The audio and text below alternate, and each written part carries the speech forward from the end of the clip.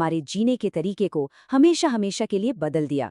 जी हाँ, हम बात कर रहे हैं स्मार्टफोन क्रांति की। जरा एक पल के लिए सोचिए, क्या स्मार्टफोन से पहले की जिंदगी याद है? मतलब एक ऐसा वक्त जब ये डिवाइस हमारी जेब में नहीं होता था। आज तो ये कल्पना करना भी कितना मुश्किल लगता है ना। चलिए आज जरा इसी सफर पर नजर डालते हैं कि हम कहाँ से कहाँ आ गए हैं।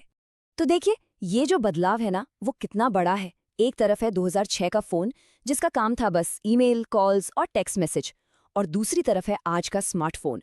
Mobile banking, GPS, HD video, social media, professional photography, अरे पूरी दुनिया की एंटरटेनमेंट लाइब्रेरी हमारी जेब में है। ये सिर्फ एक फोन नहीं रह गया है, बल्कि हमारी जिंदगी का एक तरह से रिमोट कंट्रोल बन चुका है। तो इस क्रांति को ठीक से समझने के लिए हमें थोड़ा सा टाइम में पीछे जाना होगा। 2007 से भी पहले उस दौर में चलते हैं जब मोबाइल फोन की दुनिया बिल्कुल अलग थी। उस जमाने में ना मार्केट में दो ही नाम गूंजते थे, नोकिया और ब्लैकबेरी। इनका राज था। इनका फोकस किस पर था?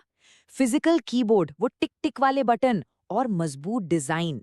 इंटरनेट था पर बहुत ही धीमा और बेसिक। एप्स, अरे वो तो ना के बराबर थे।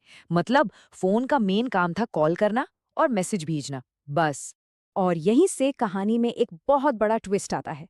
उस वक्त के जो बड़े बड़े खिलाड़ी थे, उन्होंने आने वाले तूफान को बिल्कुल भी नहीं पहचाना। उन्हें लगा कि ये जो आईफोन है, ये तो बस एक महंगा खिलौना है, एक छोटी सी चीज। लेकिन ये उनकी जिंदगी की सबसे बड़ी भूल साबित होने वाली थी। तो फिर वो क्या चीज थी जिसने सब कुछ बदल दिया? वो क्या था जिसने पूरे खेल के नियम ही पलट दिए? वो था एक डिवाइस। आईफोन का असली जादू, आप देखिए, उसके प्रोसेसर या कैमरे में नहीं था। असली जादू था मल्टी टच इंटरफेस। मतलब पहली बार हम अपनी उंगलियों से स्क्रीन को छूकर उसे कंट्रोल कर सकते थे। पिंच करके जूम करना, उंगली से स्वाइप करना, ये इतना नेचुरल था, इतना आसान कि इसने टेक्नोलॉजी के साथ हमारे रिश्ते को ही हमेशा के लिए बदल दिया। और फिर तो देखिए चीजें कितनी तेजी से बदलीं।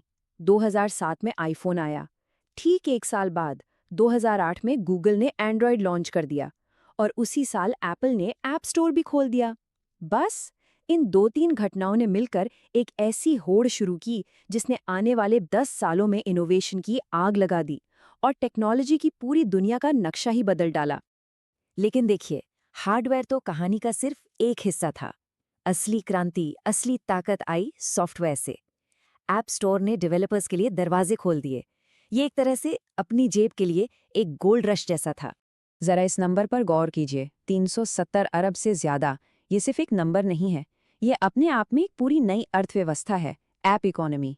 दुनिया के किसी भी कोने में बैठा कोई भी डेवलपर एक अच्छा आइडिया लेकर रातों रात करोड़ों लोगों तक पहुंच सकता था। ये पहले कभी मुमकिन ही नहीं था। और देखिए, इंडस्ट्रीज को बदलने का फॉर्मूला कितना सिंपल था, पर कितना पावरफुल। पहला कदम, किसी पुरानी इंडस्ट्री की कोई प्रॉब्लम पकड़ो, जैसे टैक्सी बुलाने में होने वाली दिक्कत।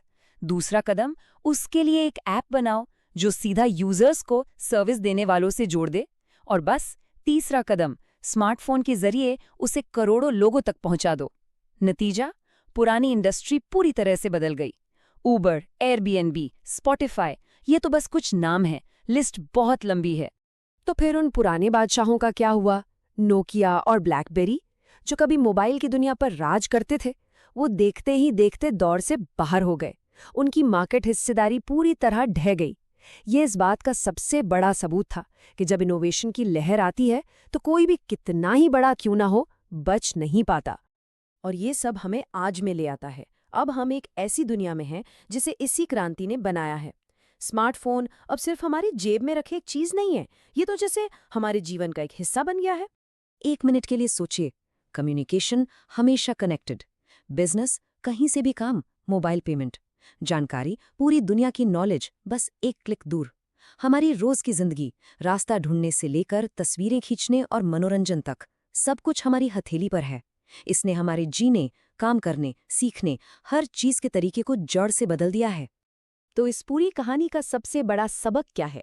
यही कि बदलाव बहुत तेजी से आता है और अक्सर तब आता है जब हम उसकी उम्मीद भी नहीं कर रहे होते। और ये हमें एक बहुत ही दिलचस्प और बड़े सवाल पर लाकर छोड़ देता है कि स्मार्टफोन क्रांति ने तो सब कुछ बदल दिया। अब अगली क्रांति कौन सी होगी?